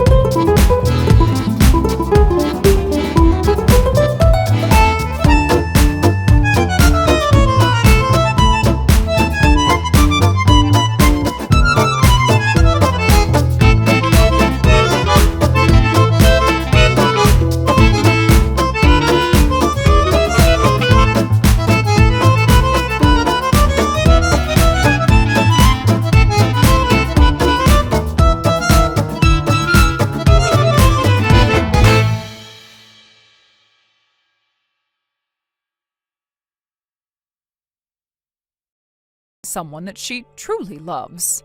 Wait, what? That's a little sudden, isn't it? Yes, I know it might sound surprising, but it's the truth. And it means that Geoff wasn't really Amber's fated partner after all. So, what exactly happened? Did Amber find out something about Geoff? It's not quite that simple. Amber discovered that Geoff was unfaithful to her, and as a result, they ended up divorcing. Stop putting it like that. What do you mean? No matter how people talk about it, Amber really met the person she was supposed to be with and cheated on Geoff, right? She would have been willing to give Geoff a large sum of money just to stay with this new person. She truly found the one she loves. So let me get this straight. Amber's the one who's at fault, and she was asked to pay alimony, right? I told you, you need to think about how you're phrasing things. And you're being incredibly rude to Amber right now. But you're being rude to Geoff. I understand that you care about Amber a lot, but you're really sugarcoating things. No matter how you try to frame it, cheating is still cheating. Amber did something that would get her looked at badly by society. Lauren, that's enough! You've really gotten so much bolder since moving out of the house. You've become a completely different person. All right, I get it. Just say whatever you want. It doesn't really matter to me anymore. Actually, it does matter. What do you mean? Well, here's the thing. I've been thinking about what to do with Amber's daughter, May. What about May? Did Amber get custody of her? Yes, Geoff, who wasn't even biologically related to May, had no rights to her in the first place. What do you mean by that? May's biological father is Amber's ex-boyfriend. Wait, what? Hold on a second. So Geoff and Amber had a child together, right? And now you're saying Amber married Geoff thinking he was the father when in fact May's real dad is someone else? It couldn't be helped. Amber's ex was just a fling. Choosing Geoff, who had a stable job at a large company, was probably the most practical thing she could have done at the time. Ah, I see. So this is one of the reasons Amber got divorced. But then what are you planning to do now? Are you going to ask Amber's ex to officially acknowledge May as his daughter and then deal with the whole child support thing? Is that what you're trying to do? No, I decided not to go down that path. The truth is I have no idea where Amber's ex is anymore. You should at least try looking for him. Instead of going through that much hassle, I found a much simpler solution. Wait, this doesn't sound good. I have a bad feeling about all of this. Lauren, do you remember Randy from school? Huh? What's this about? Just answer me. Do you remember Randy? What kind of guy was he? We went to the same school from middle school to high school. We were even in the same class once during high school, but I haven't had any contact with him since then. Well, if you remember him, this will be easy. So what's the plan? Here's the thing. Randy's been in love with you all these years. Wait, what? You haven't been back home since you started working, right? Apparently Randy noticed this and he even came all the way to your house just to make sure you were okay. Hold on, are we still talking about the same thing? I'm getting a bit confused here. Not at all. This is exactly what I needed to say. Could you make it short? I'm kind of in a hurry. Okay, here it is. You should marry Randy and become May's new mother. What? This is coming out of nowhere. I can't even keep up with this. I've never even dated Randy. I don't have any romantic feelings for him. In fact, I haven't even seen him since we graduated. And May's mother is Amber. Why on earth should I suddenly become May's mother? You see, Amber is about to marry the person she really loves. If May stays in the new household, it might be awkward for everyone. It's just better if you step in. What? Did Amber say that? Yes, she did. In fact, she's already living with her new boyfriend now. They're taking care of May for the time being. So this weekend, Randy, May, and I are planning to come over to your place. Hold on a second. This is all happening way too fast. What is? What's Randy saying about this? I mean, given everything that's happened, I would think he wouldn't want to suddenly become the father to a child who isn't even his. Oh, Randy said that as long as May is related to you by blood, he has no problem with it. Wait, that's unbelievable. Isn't it? But now you don't have to worry. Just live with Randy and May as a family. All three of you will get along just fine. No, I can't do that. What do you mean? Don't push Randy and May onto me just because it works for your plans. Lauren, don't you care about your niece? What? I only met May when she was 1 year old. I don't even know what she's like now. I can't just decide if I like her or not. And now you want me to marry Randy and become May's mother and accept them as a family? This is all way too much. Stop being selfish. This is a chance for Amber to finally find happiness. Isn't that something to celebrate? So you're saying that I have to sacrifice my happiness so that Amber can be happy? I never said that. But you found a great guy in Randy, haven't you? At the very least, you can give it a try. This weekend, I'm bringing Randy and May over. We'll fill out the marriage papers and take them to the office. Get ready to welcome your new husband and daughter into your life. But you can't be serious. How am I supposed to do this? I barely even know Randy anymore. And what about the future? Will I just be expected to raise May? I can't just jump into this, especially when I don't even know her. Look, you're making this more complicated than it needs to be. Randy's been asking about you for years, and he's a good man. May will be taken care of, and you'll have a family. Isn't that what you've always wanted? I can't just pretend everything's fine when I don't even know where I stand in all this. This isn't what I imagined my life to be. It's just too much responsibility too fast. You're always overthinking things, Lauren. Life doesn't wait around. Amber's made her decision, and now it's time for you to make yours. Think about it. May's future will be secure, and you'll have Randy by your side. What could be better than that? I don't know. I just don't know if I'm ready for any of this. You don't have to be ready right now. You just have to take the first step. It's a big decision, but sometimes life works out better when we don't overthink everything. Trust me, this is the right thing to do. I'm not sure. I still need time to process all of this. Of course, take your time, but the weekend is coming up, and I think you'll find that once you meet Randy and May again, things will start to feel natural. Just remember, this is about making Amber happy. It's about family. You're a part of that family now, whether you like it or not. Lauren, I know that you're upset, but you have to understand, this isn't just about Amber, it's about all of us. I get that, but why does it have to fall on me? Why can't Amber just deal with her own situation? She's the one who messed things up with Geoff, not me. Why do I have to play the part of the hero here? Because you're family, Lauren. Amber's been through a lot, and she's already made her decision. She's going to be with the person she loves, and that's what matters. But May needs someone stable, someone who can look after her, and that someone is you. You don't have to make it complicated, just step up and things will fall into place. You are really putting a lot on me, aren't you? You're asking me to become a mother figure to a child I don't even know. This isn't something that just happens overnight. I can't just wake up one day and suddenly be ready for this. I know it's not easy, Lauren. But think about it. You've always been strong, even when things weren't going well for you. You've always had a good head on your shoulders. Now it's time to use that strength for someone else. May's not asking for much. She just needs someone to love her and give her a stable home. But that's not the point, Mom. I'm not saying I don't care about May. I'm just not ready for this kind of responsibility. This is a huge life change, and I am not sure I'm prepared for it. What about Randy? Oh, what's your excuse with him? He's a good man, Lauren. He's been waiting for you to open up.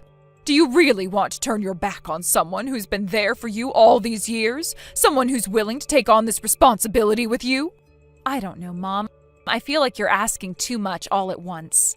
It's not just about Randy or May, it's about my whole life. If I marry Randy, if I take on May, my life will never be the same. I'll have to give up everything I've built for myself. Is that what you want? No, Lauren. I want you to be happy. But you know what? Sometimes happiness comes from the most unexpected places. Look at Amber. She thought she was happy with Geoff, but she wasn't. Now she's found someone who makes her truly happy. Maybe you need to give this a chance. Maybe this is your chance for real happiness, too. You're asking me to give up my freedom, my independence. I worked so hard to get to where I am. I don't know if I'm ready to sacrifice all that for someone else's happiness. But it's not just about sacrificing, Lauren. It's about building something better together. It's about creating a new family. If you can give Randy and May a chance, you'll be creating something beautiful, something that will last. I can't promise anything right now, but I'll think about it. I need some time to process everything. I'm just not sure if I'm the right person for this, you know? I understand, Lauren. Take all the time you need. But remember, we're here for you. We'll support you no matter what decision you make. Just know that Randy and May will be there, ready when you are. I'll keep that in mind. I just need to figure things out first. It's a lot to take in. I know it is, but whatever you decide, you're not alone in this. We're all family, and we'll figure it out together. Sure.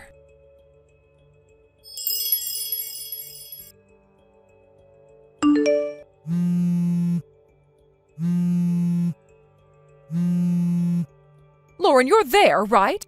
I brought Randy and May with me. Open the door quickly. You actually came? Of course. Randy is the person who's going to be your husband, and May is your daughter, starting today. Hurry up and open the door. I'm not there anymore. What? I have someone I'm seeing now. What? I was planning to introduce him to my parents during the new year. They always prioritize Amber, but I thought I'd at least report the marriage as a courtesy. But for you to take such drastic action, I can't predict what might happen with my important boyfriend. I'm never going back there again. I just consulted with him, and we've already submitted the marriage registration. Lauren, hold on. I told you I won't let you be so selfish. Mom, if you think I don't know anything, you're making a huge mistake. What? Even though I've left home, I still keep in touch with friends. What are you talking about? Amber's alimony? You had Randy sign a promissory note for her, right? Randy told me that as a condition for letting me marry him, and you agreed to it, didn't you? How do you know that? Randy got drunk one night and spilled the details. He revealed that May's real father is Randy. What? My friends were kind enough not to let me hear this, but Amber at the time was playing a cruel prank. She was trying to get Randy to assault me. But somehow things went awry between them and May was born. It's apparently well known in certain parts of the community. Well, that doesn't matter now. Besides, Randy's family runs a business. Randy, the heir, is May's real father, and what better environment to raise her in than that? Well, isn't that a wonderful turn of events? But, Mom, the money Randy spent for May's sake, it seems like he took it from his parents' company safe without permission. What? You didn't know that? One of my friends works there, and apparently Randy's actions were caught on the security cameras. Since this morning, there's been an uproar at the company. They've asked me to tell Randy to return as soon as possible. They even said you should hurry back and explain yourself before you get involved as an accomplice. You think you can intimidate me by saying that? Why don't you ask Randy yourself? Is it really true? Either way, if you don't know where I am, you have no choice but to leave.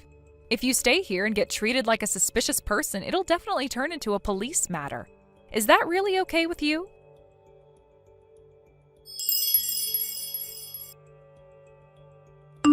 Afterward, it seems like things turned into quite a chaotic situation. The incident almost turned into a public scandal, but in the end, it was resolved privately within the company. The higher-ups made the decision to handle it internally, fearing that involving the police would cause significant damage to the company's image. Randy, however, faced severe consequences. He was removed from the list of potential successors to the company, which had been his clear path for the future, and as a result, he was completely disowned by the family. Furthermore, my sister's life took an even more difficult turn. She had been in a relationship with Randy, and the man she believed was the one found out about it. The news of her past with Randy was enough for him to break things off with her. Her dreams of being with the man she loved, the one she thought she would spend her life with, came crashing down. He couldn't accept the relationship with Randy, and as a result, my sister was abandoned, emotionally devastated and facing a deep sense of loss. It was hard to watch her go through it. The situation got worse financially as well. My sister was supposed to pay a settlement, a significant amount of money, as part of the repercussions of everything that had transpired. But that money, along with the company funds lost because of the scandal, disappeared into the wind. To make things right, the only option left was for my family to sell our family home. The house that had been passed down through generations was sold to pay off the debts and return the money that was misused during the scandal. My parents, my sister, and even Randy himself now live together in a run-down apartment. It's a far cry from the life they once knew, and it's hard to believe that it all unfolded so quickly. On a somewhat brighter note, May's situation improved after everything that had happened. She was taken in by my uncle and aunt, who are wonderful, grounded people. They're well-balanced and full of common sense, and they didn't hesitate to bring her into their home. I'm extremely relieved to know that May is in good hands. She's surrounded by stability and love now, and that knowledge brings me some peace. It's one thing I can feel thankful for amidst the chaos. As for me, my life took a different turn than I had imagined. I moved in with my husband's parents. At first, I wasn't sure how things would go. I didn't know what to expect, especially after everything that had happened with my own family. But surprisingly, living with my husband's family has been a positive experience. They welcomed me into their home with open arms and treated me with kindness. I couldn't have asked for better people to share my life with during such a difficult time. The warmth and understanding they've shown have been a source of comfort. Despite the challenges I've faced, I've come to appreciate their support. They've treated me like their own daughter, showing me the love and care that I haven't experienced in a long while. They had the chance to heal, to recover from the emotional wounds that have accumulated over the years, and it's been a slow but steady process. It hasn't been easy, but it has been worth it. I can honestly say that I feel incredibly lucky to be surrounded by such kind people. They've given me the space to grow and to find my footing again. And for the first time in a long while, I can say that I am happy. Thank you for watching and listening. We hope you enjoyed the video. Don't forget to like this video and subscribe. Also, feel free to leave a comment about what you thought of the story. We look forward to seeing you at the next story. Thank you for watching. Please subscribe and hit the like button. See you next time.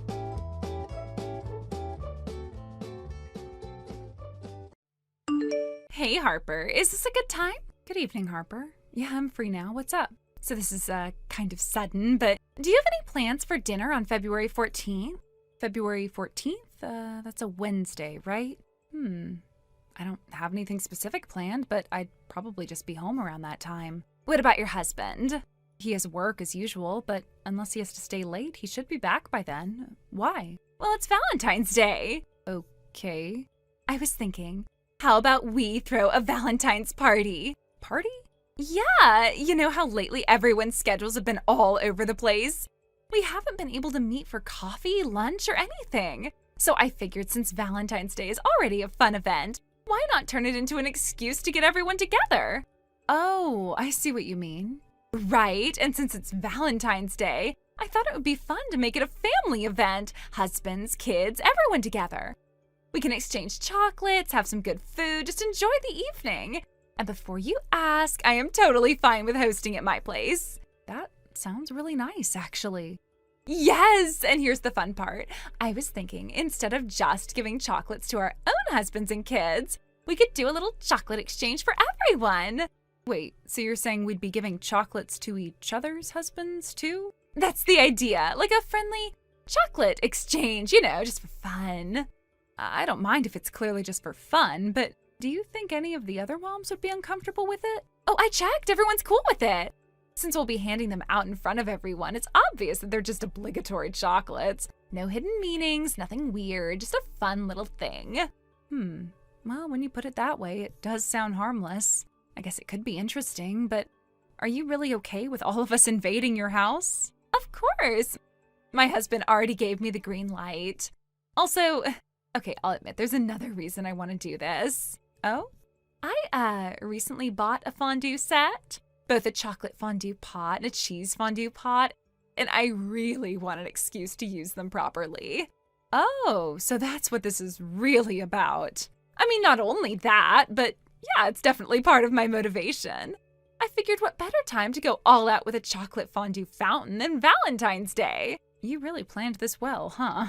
Of course, and think about it, chocolate fondue and cheese fondue. That's like two completely different kinds of indulgence in one night. Yeah, I won't argue with that. That does sound pretty amazing. Right? The only thing is, I'll probably ask everyone to bring a dish or something just to make sure we have a good variety of food. But aside from that, it'll be super chill. That's totally fair. Who else did you invite? Just our usual lunch group, so Riley and Kelsey's families too. Oh, that's perfect. That way it won't feel too overwhelming.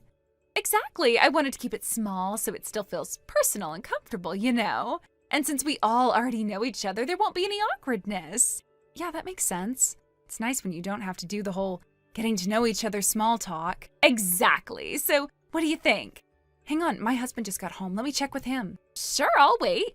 Okay, I asked him. He says he'll be off work at his usual time, so it works. Also, when I told him he'd be getting extra Valentine's chocolates, he got way too excited. That sounds about right. The way to a man's heart is through chocolate. I swear he was already thinking about what kinds of chocolates he might get. That's the spirit. So I guess we're in. Yay! I'll sort out the details and send a message later. Sounds good. Thanks for organizing this. Looking forward to it.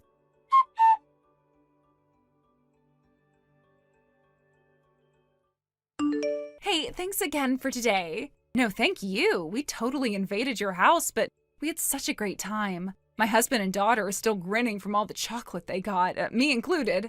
We were just talking about how much fun it was on the way home. Especially your husband, right? I bet he was the happiest one of all. Oh, totally. He was trying to play it cool, but I could tell he was thrilled.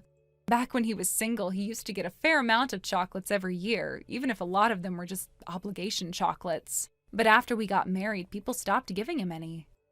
Makes sense. Probably out of respect for you. Yeah, exactly. It's not like he complained or anything, but, you know, I think part of him did miss that little tradition. So when he walked out of your house today with a handful of chocolates, he looked way too pleased with himself.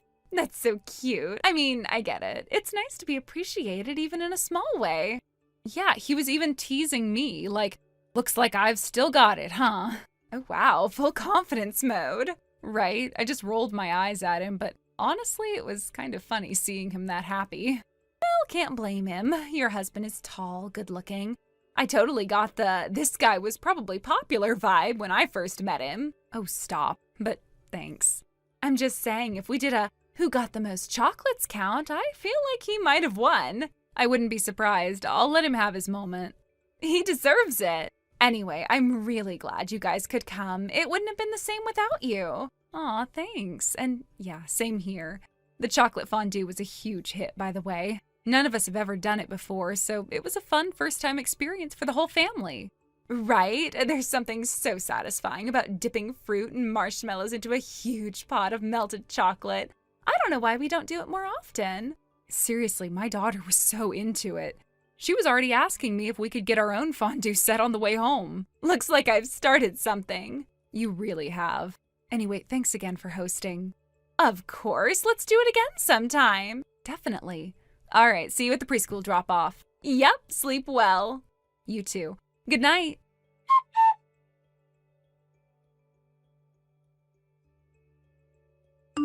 Raquel, do you have a minute? What is it? So, about the Valentine's chocolates. Yeah, is something wrong with them? Did you not like them or something? Oh, no, it's not that. It's just the chocolate muffin you gave me. Was it, by any chance, from that fancy chocolate shop near the station? You know, the one with all those limited edition chocolates and exclusive items? Huh? Wait, was that mixed in with the rest? I didn't even think to check where it came from. Yeah, it's just that my husband, he got one of those muffins. The packaging was exactly the same as the shop's. Oh, maybe I messed up and mixed things up? I was actually planning to give that particular muffin to my husband, but maybe I put it in the wrong bag by mistake. I didn't realize it ended up with you. Is that so? Oh, but don't feel bad about it. Don't feel bad. No need to return it or anything like that. I gave it to you as a gift, so please tell him to enjoy it on my behalf. I'd be happy if he liked it. Yeah, okay. But there's something else.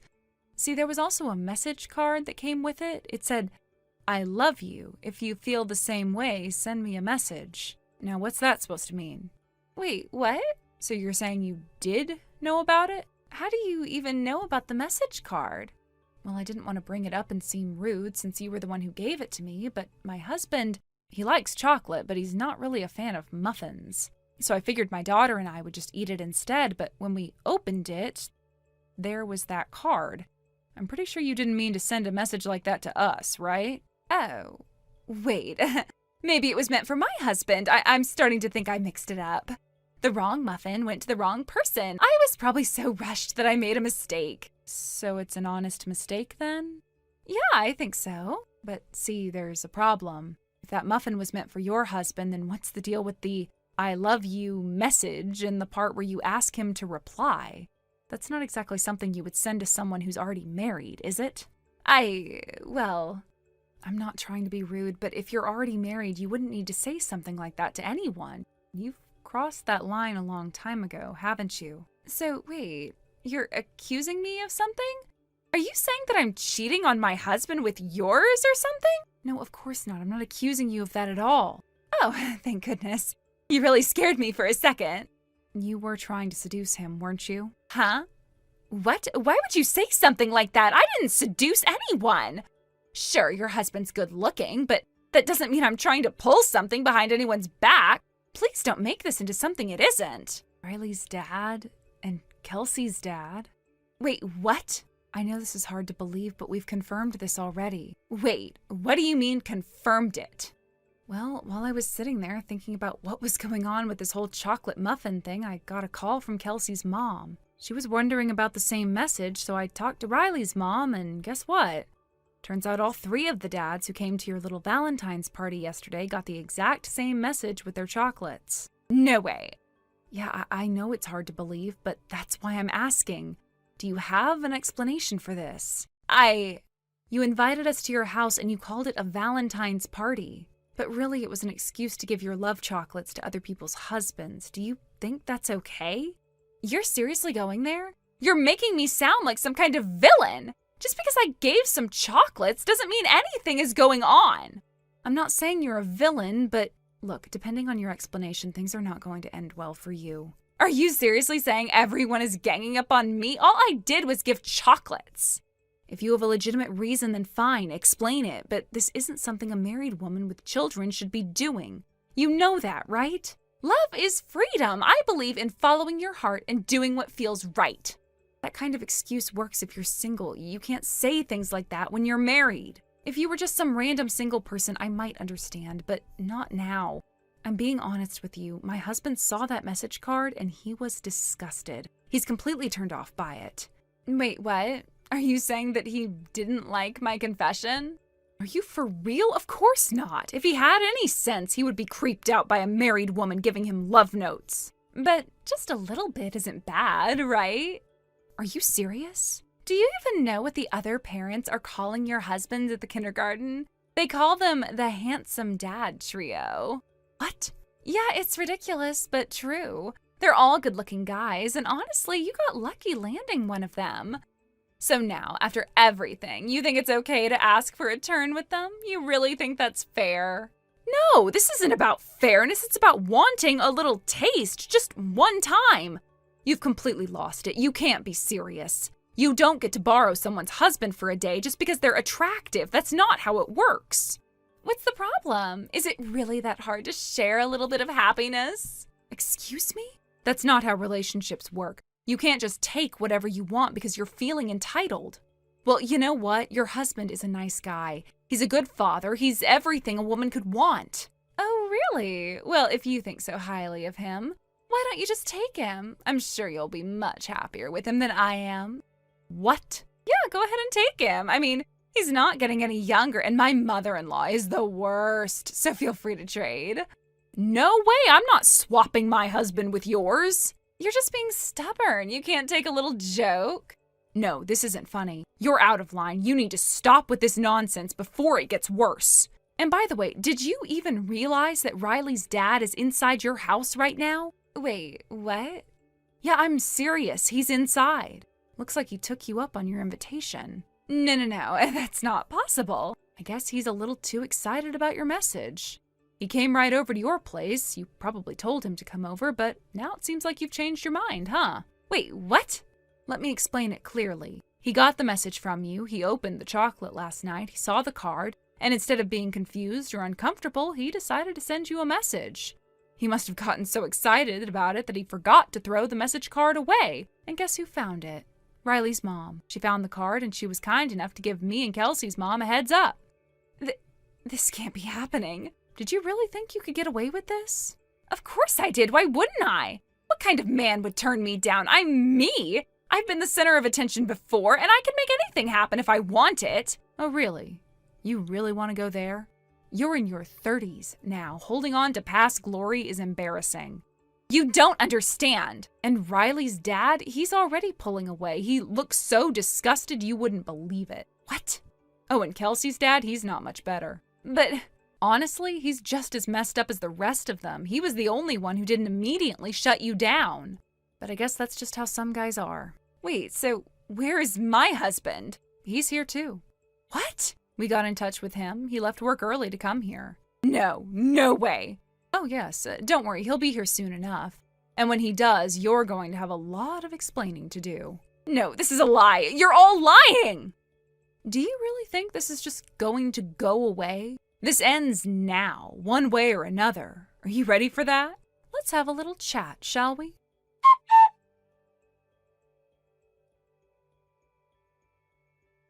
Raquel, under the guise of hosting a Valentine's party, set out to seduce 3 married men. Her plan seemed to be carefully crafted, and it wasn't just a casual invitation.